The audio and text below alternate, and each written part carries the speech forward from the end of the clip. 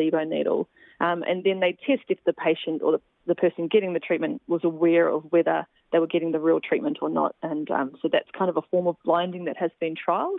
But a more appropriate study design, and I think that's probably a better question to ask, is what is a more appropriate study design for complex interventions like acupuncture? And they are comparator trials. So when you compare two therapies head-to-head, or you apply a therapy in addition to standard care to see if it makes a significant difference if a therapy is added. It's the randomized controlled trials are perfect for pharmaceuticals. You can get a pill that looks exactly the same as another pill, and whoever's giving the pill doesn't know the difference, whoever's taking the pill doesn't know the difference. So these are perfect designs for these types of therapies. For hands-on therapies, the model needs to be adjusted to answer the research question being asked. We were told in the article that we referenced on Monday, and you might be able to tell us if this is true, that the WHO and the Ministry of Health are neither of them endorse acupuncture. I've got this quote here: the Ministry of Health does not currently have a position on the effectiveness of acupuncture as a treatment modality.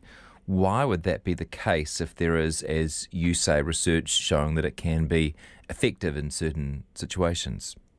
Look, I think there'd be many therapies that they wouldn't have a firm position either way on, and it's probably because they haven't really done a thorough analysis of the evidence base, and that's not a criticism to them at all. I've been involved in acupuncture research for 20 years, so my knowledge base of acupuncture research is fairly strong. I would not be able to say the same for other therapies, so I wouldn't want to make a firm position statement on, another therapy that I hadn't researched, the same as I could make with acupuncture. So you need people, around the table, the ministry, I don't agree with the statement about WHO, but that's a different conversation. The Ministry of Health need to think about who are they having these discussions with, who can best represent the industry, who can have an informed and intelligent discussion about the evidence base for all different therapies, bringing to the table the knowledge that they have. Presumably wealthy pharmaceutical companies pay for pharmaceutical trials. Who pays for acupuncture trials? Yeah, that's a great question. There's a very limited funding pool for acupuncture trials, and it's a battle that we face. So it is very hard to demonstrate evidence for when there's no evidence. It doesn't mean that there is no efficacy. It usually means that the trials have yet to be done. So for a lot of acupuncture research, it's come out of, PhD studies. So the great work by Dr. Mike Armour around dysmenorrhea and endometriosis, the great work by Dr. Deborah Betts around acupuncture for threatened miscarriage, the work I've done around communication and collaboration possibilities between acupuncture and general practice. And then there's smaller little pools of funding that have been attracted, like in Australia, there's been some funding around IVF. But yeah, the pool is small. It usually is passionate researchers and practitioners that undertake the research, but usually at great time and cost expense to themselves. And in your experience, Kate, as an acupuncture professional, who benefits the most from this sort of therapy? In terms of what kind of condition or what type of patient? Yeah, what responds best to acupuncture?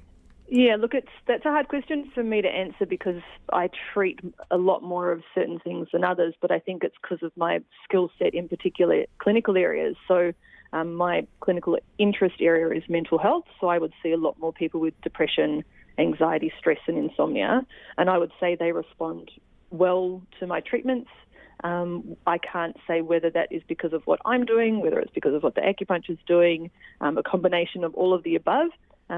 But yeah, so I think for certain people and certain conditions, acupuncture will be more responsive than others. Thank you for your level-headed feedback. I've really enjoyed talking to you, and thanks so much for your time today. Lovely to talk to you too. Thank you for the time. If you missed the start of that interview, it was Kate Roberts, who has, as I described it, a sort of a foot in both camps. She's got a PhD in primary health care from Otago Medical School, and she's also a practitioner of acupuncture.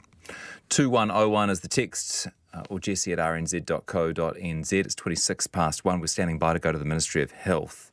Right now, though, I'm keen to introduce you to Wainuiomata pensioner Kevin Upjohn, who has decided to part with his impressive collection of 13,000 pens To tell us more about the collection and how it all began, Kevin joins me now. Hi there. Good afternoon. What a pleasure to talk to you. Thanks very much for your time this afternoon. How did this collection start? I was here busy. Yeah. Well, we're standing by to go to the Ministry of Health, Kevin, so I apologise in advance if I've got to cut our conversation short, but tell us how this pen collection started. Oh, I just started when I was down-turned out. I was a carpenter by trade, and down-turned the building trade. I worked in a pub and I got one or two, and then I started from there. And then just people heard of me off, and I wrote away to people, and that's how it accumulated. So, much like any collection, eh? You didn't really know when you were starting, but it just kind of developed into something. How long have you been collecting them for? About 30 years. Wow. And now it's getting to the point I've got nowhere to storage, and I just want to get rid of them to sell them to a good home. I might sell them for about $2,000. But there's a big thing coming up this year. My wife's 70 and we've been married 50 years. Oh. So I just want to just get rid of them to make more room for everything. What is the relationship between your wife and your hobby? Wife and hobby? Oh, she puts up with it because she does knitting and all that, crocheting and all that. It's just now, I haven't got the room now and just different things. I've got grandkids and everything. And a great-grandchild, so just now I want to spend more time with them rather with the pens. Congratulations on the great-grandchild, by the way. Where have you been storing them? I've got a couple in the house, but I've got mostly in the shed now, and it's getting a bit big in there now. I can't do much now. It's all storage and all that, so just want to get rid of them. I'm not being rude.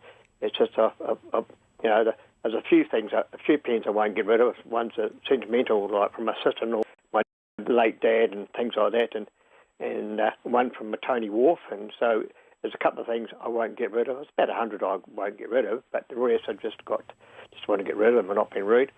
Yeah, no, you've just reached the end of your collection, which is takes if you don't mind me saying, a great deal of maturity to walk away from something that you've been devoted to for 30 years, Kevin. Yes.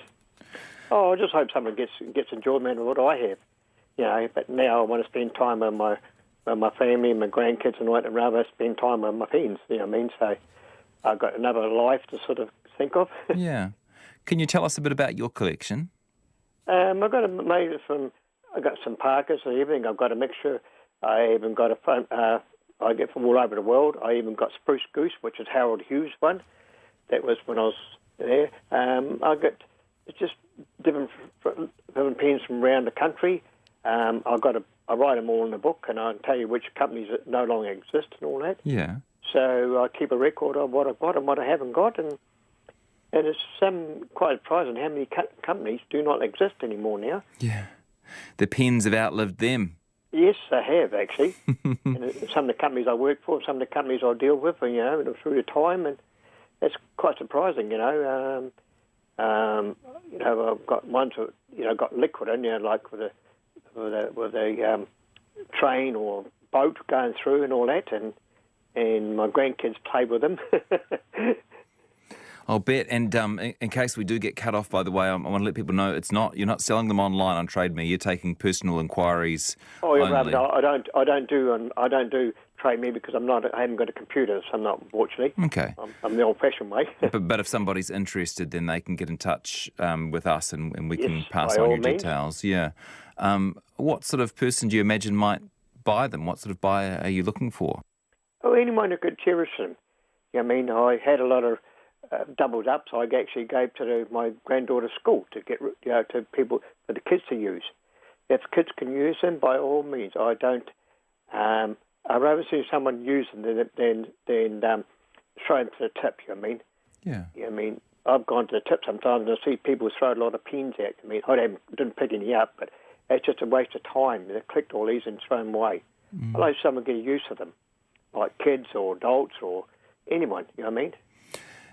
Is there much of a pen collecting community around the world? Have you come across anyone else in the world who collects pens? Was one party, someone was down South Island I just said an article, one that had 50,000, and I saw another article, one in, I think it was Germany, had 285,000. So you're not going to try and catch that person. I should say that you have talked about giving up this collection before, Kevin, but you got lured back in. Was that about 10 years ago? Actually, I didn't know. I'd sold some when I wanted the money when I had 4 kids. I was unemployed and I had 4 kids at college. I did sell 4,000 and I'd got very little for them. And my wife said my face dropped for a week, but I made a sacrifice. But then I started up again. So, I've had enjoyment out of these pens. I've had a good time, and people, look at me.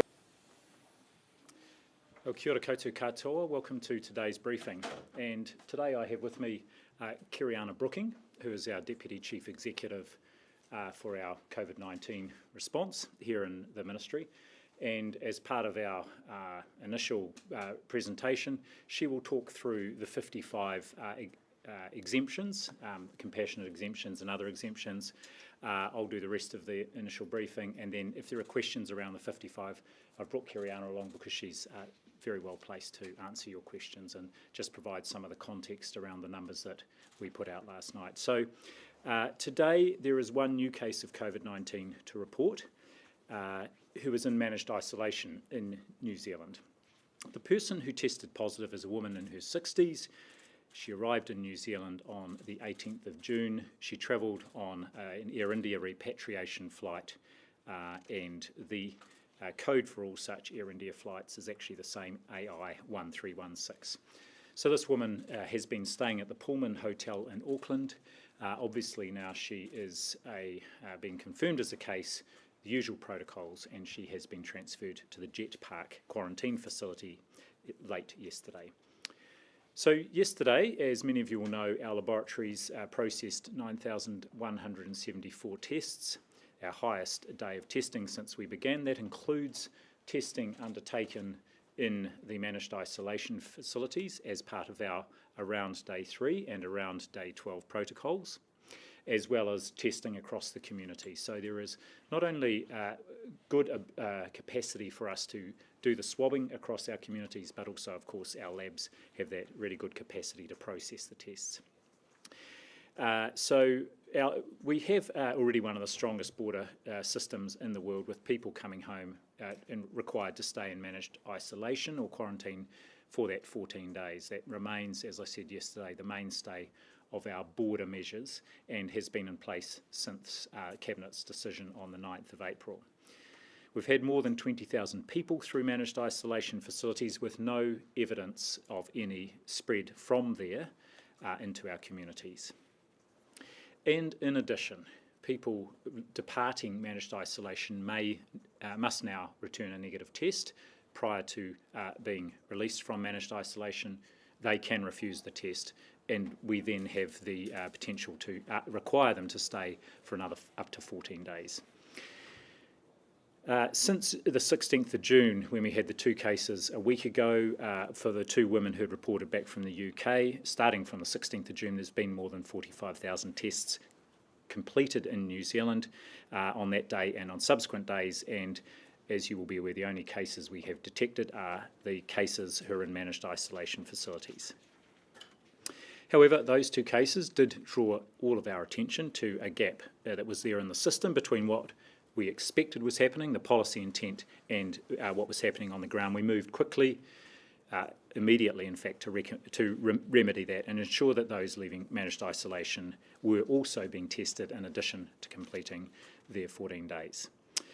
We also began following up with 3 groups to ensure all our bases were covered as an extra precautionary approach. And the first group was those who had received an exemption to leave managed isolation on compassionate grounds. That's the group of 55 who left between the 9th and the 16th of June. And one of these people subsequently had their approval withdrawn and so remained in managed isolation for the 14 days. And I'm just going to hand over to Kiriana, who will talk through a little bit more detail about that remaining group, the 54. Kia ora koutou katoa. So 55 people left managed isolation on compassionate grounds, either to self-isolate in the community or to make visits into the community. 34 people were granted an exemption to attend the funeral of a family member or grieve with family. These people either returned to the facility or self-isolated in an agreed location. During this time, the guidance changed to allow people to leave managed isolation to go and grieve in the family home. Applications received prior to that date were for attendance at a funeral for a loved one. 16 applications were granted to self-isolate with a family member who was close to dying. 4 applications were granted for day visits to see a family member that was close to dying. These people returned to managed isolation each day. 1 person was granted an exemption because of a terminal medical condition. These group of people were granted exemption from managed isolation for exceptional circumstances. As part of leaving managed isolation, all signed a health release that required them to follow a set of protocols depending on the category of exemption. These protocols were dependent on the type of exemption and, of course, personalised to individual situations. Types of protocols included undertaking a test for COVID-19 at a CBAC, travelling directly from managed isolation facilities to the agreed address without leaving the vehicle, wearing PPE, including gloves and masks, when spending time with the family member that is dying, complying with all Ministry of Health COVID-19 guidelines, staying 2 metres apart from people outside of their bubble, washing hands regularly with soap and water for 20 seconds or clean with sanitiser, coughing or sneezing into tissues or their elbows, and washing their hands with soap and water for 20 seconds or clean with hand sanitiser. Not attending supermarkets, shops, petrol stations or any other similar services during this time. Accessing hospitals and GPs for personal care was allowed, providing those facilities were advised before or on arrival that they were in approved self-isolation. Ministry has been in communication with all of these people since they have left the facility. Of these people, 39 have returned negative tests for COVID-19. 2 of those had had a test prior to leaving managed isolation, and another 2 were tested the same day as leaving, meaning 35 were tested after leaving managed isolation, with most tested while still in self-isolation. 11 will not be tested, either on the basis of health, because they are a child, or they have left the country. This is an increase of 4 from yesterday, due to a family being unable to be tested at this time. 3 are waiting results. 1 person we understand to have had a test is now not returning contact, and this has been referred to enforcement. Thanks, Kiriana. And as I said, Kiriana will be able to assist with answering questions about the 55 people. So going back to the U cases, the next group we went to were those who may have been in proximity with the 2 women who had returned from the UK.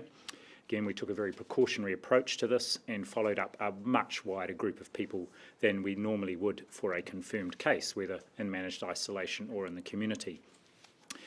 Of the guests in the Novotel from the 6th to the 13th of June, which was the time period the women were there, we had 6 possible contacts outstanding yesterday. 1 of those has now been contacted and referred for a test, and 5 have been referred to what we call enforcement services. But this is a team in the ministry that then follow a process. If necessary, they will ask the police to assist in finding people.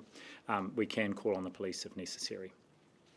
And of the staff from the hotel, of which there were many, only 1 remains outstanding, and the hotel continues to follow up with this person. Again, just to reiterate, these are people who were in the same facility as the 2 women, and this is part of a wider precautionary approach.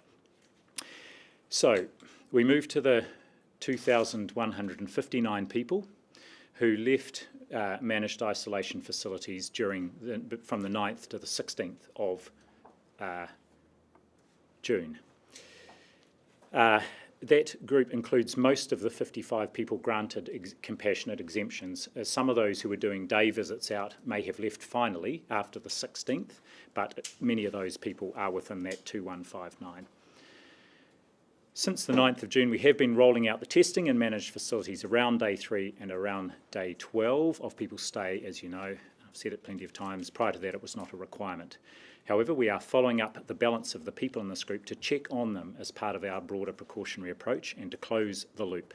In addition to checking them, we are referring those who haven't had a test to go and have a test.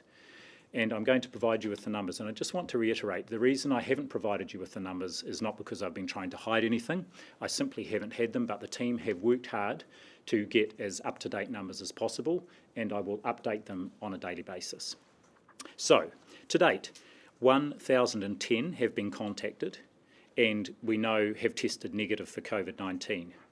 Of those, 800 were tested before leaving managed isolation, and the remaining 210 were tested after departure from the facility. So for those of you who don't have a calculator on your phone, 800 represents around 37% of the total number.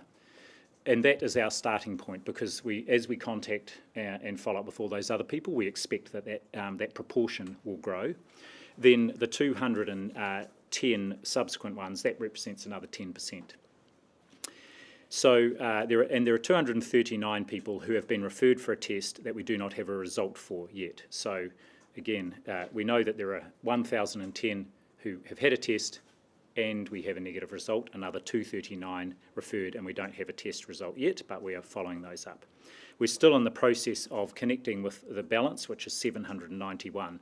The process there is a text first, followed by a call, followed by another 3 calls, and we are following them all up with a 5th call today. We also use our finding services, customs and police to see what data they might have on these people. And obviously, as we're now matching with NHI, we can get up-to-date contact information if it's there as well. There are also 119, which is about 5% of the people, who will not be tested because of reasons such as being a child, and we don't feel it's appropriate, being part of a repositioning crew for a ship that is here. So we have some crews come from overseas, they move very quickly through and off to their ship. And some of these people have now returned overseas, so they came and went back, and there are some who are refusing a test. So I just want to summarise, we're doing everything we can, including providing information as it comes to hand to assure New Zealanders these people do not pose a risk to their community. And I want to emphasise again that aside from those who have the compassionate exemption or who have gone offshore, they have all completed the 14 days consistent with international evidence, and so the risk they pose to the community is very low in the first place. However, we are following them up and referring them for testing as part of closing the loop.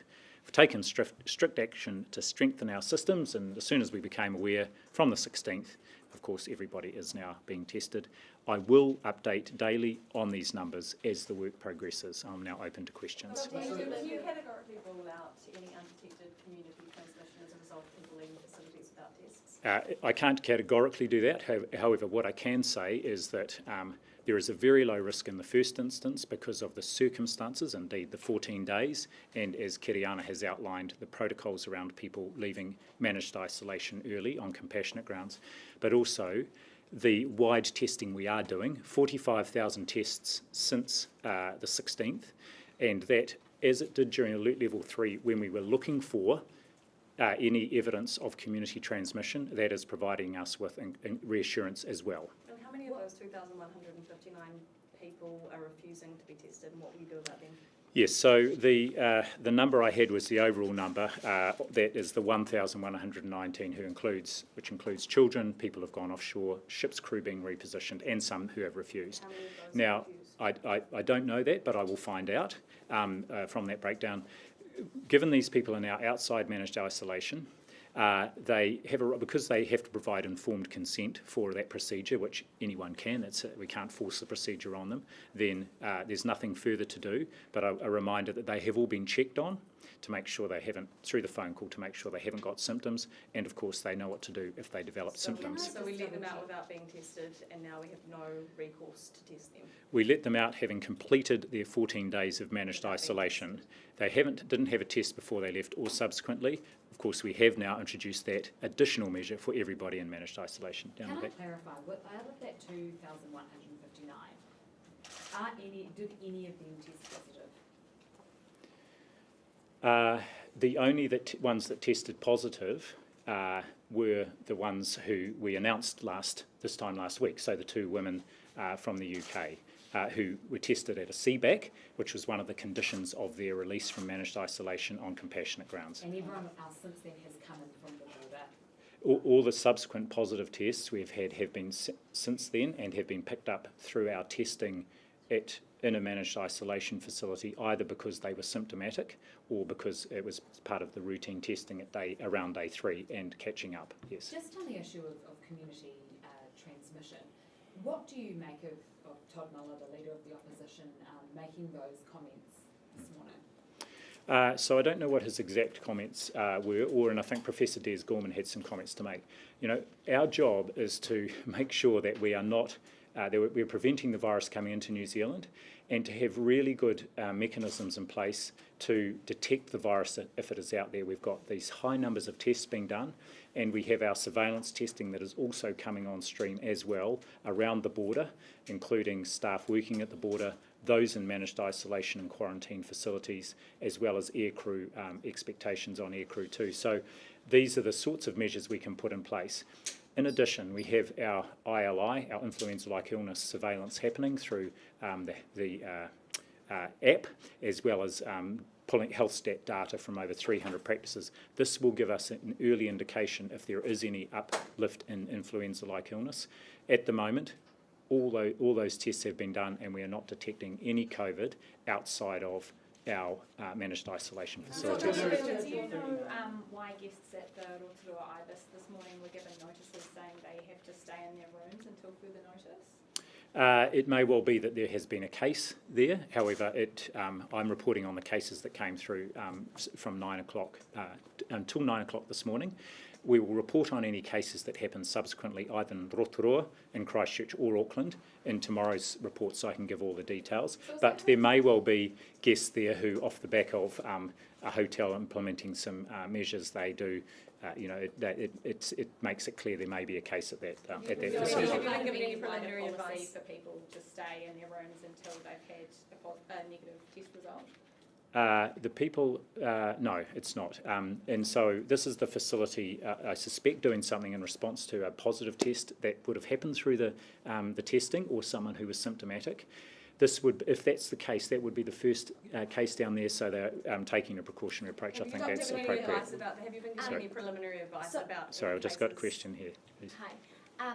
If someone tests positive in a facility in like Rotorua or Christchurch, where will they be going? Is there facilities in Christchurch to manage them, or will they be travelling back to Auckland? So in each place we would have an arrangement to be able to replicate a quarantine type arrangement in Auckland because of the number of hotels.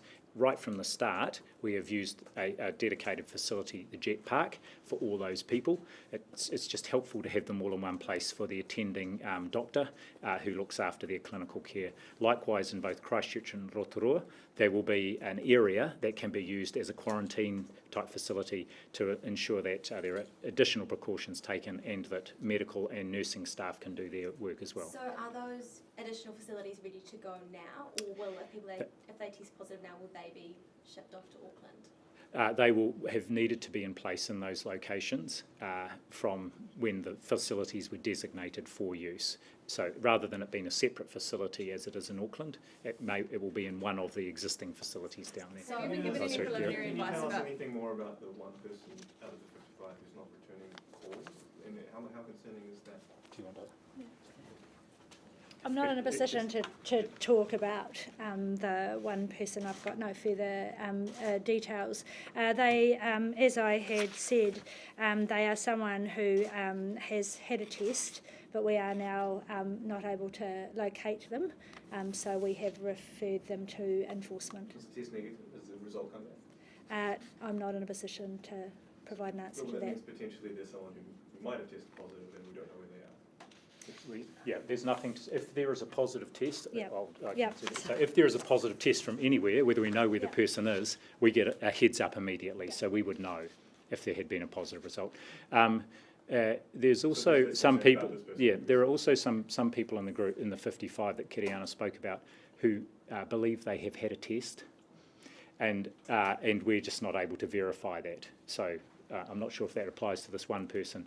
So amongst the group of 11, there are people who think they've had a test, and we're just trying to verify that. So they're not prepared. They're not prepared to have another test because they believe they've had one. But we'll keep trying to match with our database as well. That can't be forced because of the left isolation now, so we have These were people on compassionate exemptions, yeah, and who had, remember, all these other very strict criteria around and expectations around their departure from the facility. So we have no legal power to ask them. If we think they present a risk to the community, yes, they have a legal power under the Health Act as a medical officer of health to require them to be taken into a facility.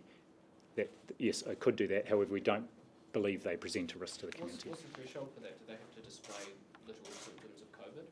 Sorry, what's the threshold for that? Do they have to display symptoms of COVID before you can make that order?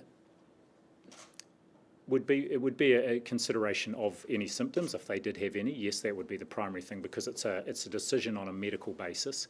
However, if we felt that they were presenting a risk to the community, then we could have a power. We don't in this case think they present a risk to the community, remembering that most of them will have completed now their 14 days post coming into the country. And why on those 55 there were some that you said were released into the community on the understanding that they would get a test at a CBAC, that was part of their protocol, yes. Is that right? Why was that happening when they were supposed to be tested in the facilities? Do you want to talk about that, Kathy?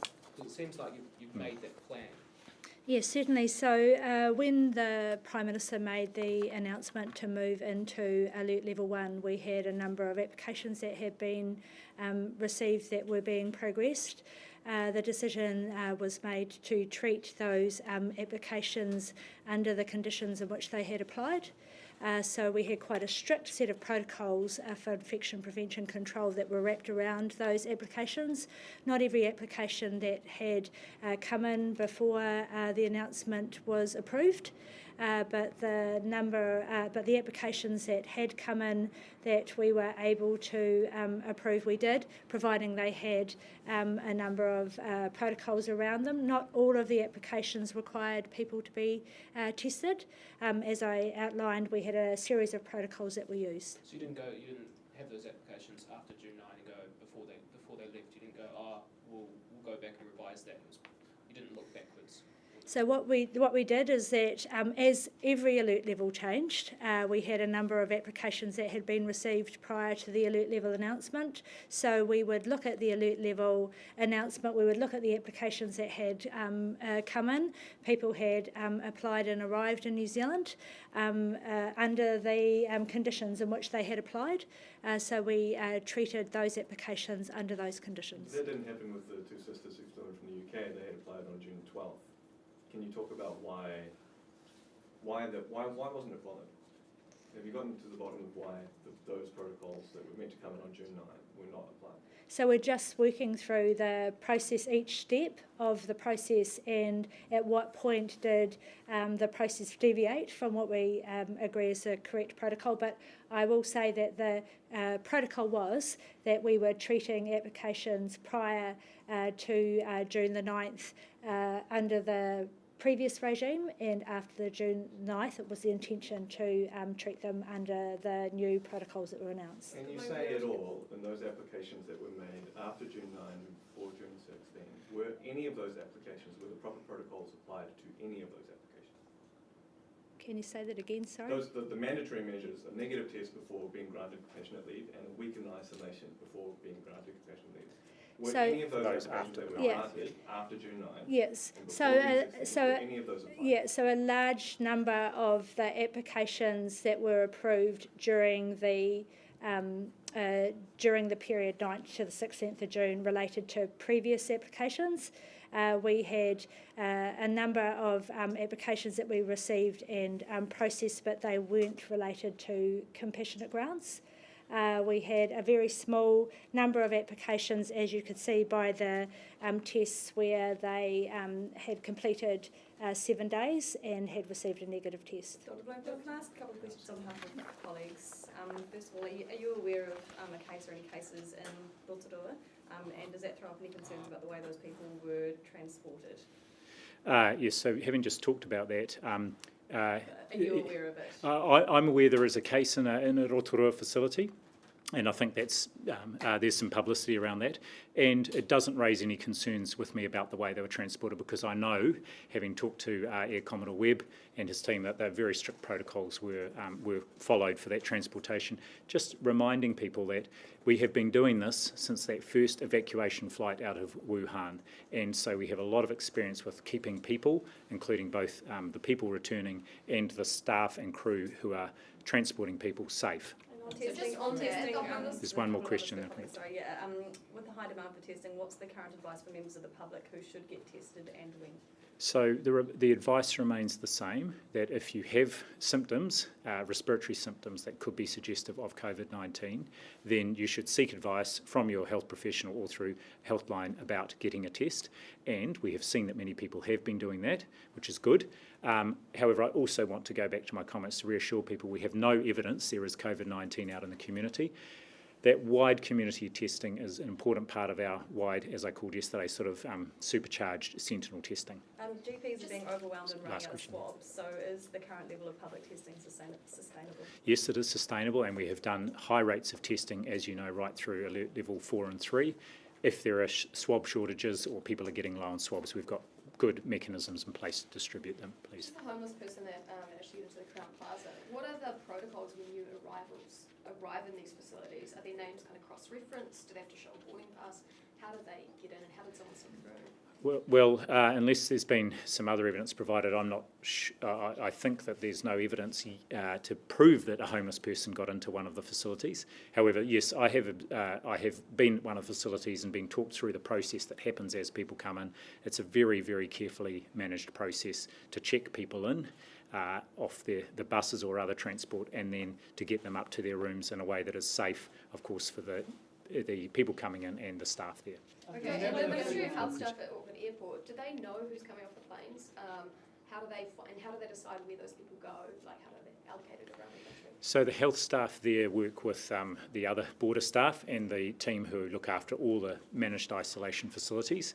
The main involvement of the health staff is to assess each person as they come through for symptoms. To ask the questions, and if they do have symptoms, then they're checked, and if they're symptomatic, they go to that jet part facility. But the overall then allocation of people to hotels sits with the all of government managed isolation team, of which the health is part of the team. Of the 239 cases you mentioned where there are still pending tests, does that mean that those people came out of isolation without receiving a test? Because there shouldn't be a pending test result if they did leave isolation. So the 239, yes. I would imagine if the results pending still, because we usually get the results within at the outset at most about 48 hours. So those are people who probably have been tested since they left managed isolation.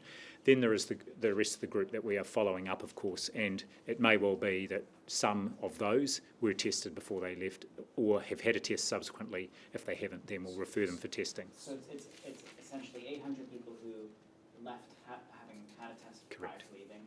At least 800, yes. At least 800, and at least then 449 who left without receiving a test.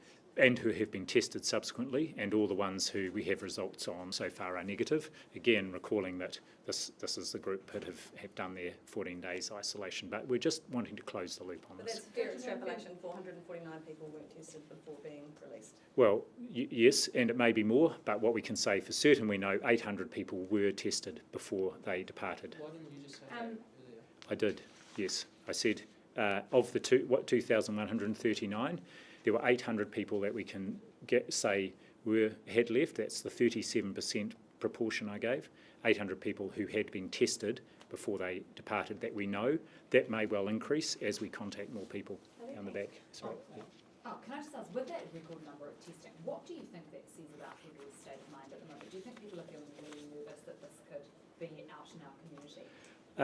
I think what it says is that the last week has been a reminder to all of us that, as we've been saying for some time, we need to remain vigilant, and there is an escalating pandemic offshore, and we've seen reports from a number of countries overnight that had been easing restrictions that are now having to tighten them either in regions or even across the country. we are seeing further cases in the USA in a number of parts. So I think it's been a reminder to people. We are in a very fortunate position here to be in alert level 1. However, we need to remain incredibly vigilant, and I continue to encourage people, if they do have symptoms, to be tested. Just down the back. Oh, no, I don't have any comment. I think there'll be plenty of people commenting on that already. Maybe a couple of more questions. Do we have enough CBACs? There's like reports of 4-hour waits. There's big surge in demand. Do we need more? Look, we're talking to all the DHBs. We had a teleconference with them yesterday afternoon about making sure that there is ready access to testing, and we want them to maintain CBAC capacity and also be able to stand up more capacity very quickly if needed. So we're wanting to retain that capacity. A number of those CBACs were closed. Yes, that's right, but from when the peak was, but all DHBs can scale up the testing. And part of the reason they closed is we were using them in particular during the lockdown period, and subsequently while general practices were seeing most of their people through virtual consultations. A couple more questions, one here first. They have been told they might have to wait up to 8 days for the results of their testing at community testing centres. Are you aware of those delays, how widespread they are, and if that's kind of quick enough? Because obviously people... It's not quick enough, and so I'll follow up with my team but on that, because if we need to, we can move volumes of testing to other labs around the country. So we'll make sure that they don't have to wait that long. Do you know why those delays are happening, Rob? Well, it may just be the volume of tests that they're pushing through, and of course the priority will be on pushing the tests through, and as has been the case right from the start, immediate notification of any positive result. But of course for an individual, it's important that they get their knowledge of a negative result too, to provide them with assurance. Do you know any other areas about the country which are having the same issues with delays? I don't, but it's something we will look into, because we have seen this big increase in the testing, and so that will be putting some pressure on the labs. So we'll want to see what other support they might need to get the results out to people as quickly as possible. Thank you. Michael Woodhouse today talked about strains in the relationship between you and David Clark. Has there been a relationship breakdown between you and the Health Minister? No. Is it irresponsible at all for politicians or professors or people in general to come out and say that COVID is likely in the community now? Well, I don't want to comment on that. What I can comment on are the things that I am responsible for, and that's why I come to brief you every day. Thank you very much. Is it fair mongering though to go out there? I don't have any comment to make on that.